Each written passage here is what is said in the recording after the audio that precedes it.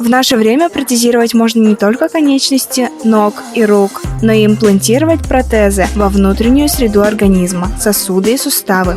Киборги так называют людей с протезами конечностей. Современные бионические протезы позволяют их обладателям делать все возможные повседневные дела. Пользоваться ложкой, писать ручкой, бегать, плавать и даже играть в дженгу. 16 августа в Якутске состоятся первые соревнования по кибатлетике. Уже 3 года идет волна таких соревнований. Первые такие соревнования прошли в 2017 году в Москве. И в этом году по всем регионам России проходят такие соревнования.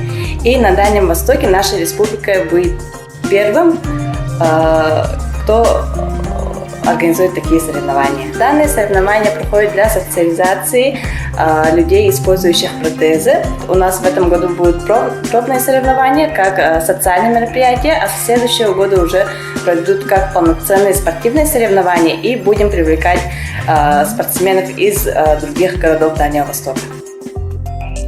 Кибатлетика – это соревнование между киборгами. Участники данных игр должны выполнить разные задания на моторику и преодолеть полосу препятствий, имитирующих бытовую деятельность людей. Задания различаются в зависимости от используемых средств реабилитации. В этом месяце мы принимаем заявки на участие. Могут принять участие от 14 до 70 лет. Главное, чтобы человек умел самостоятельно пользоваться своим функциональным протезом. Соревнование пройдет по 3 дисциплинам. Это протезы рук, протезы бедра и протезы голени. Участие в соревнованиях даст людям с инвалидностью дополнительную мотивацию к изменению образа жизни, к возвращению к активной жизнедеятельности, к переходу на более уверенную и независимую позицию в обществе. Узнать более подробную информацию о соревнованиях и подать заявку на участие можно по телефону 8 984 102 62 55.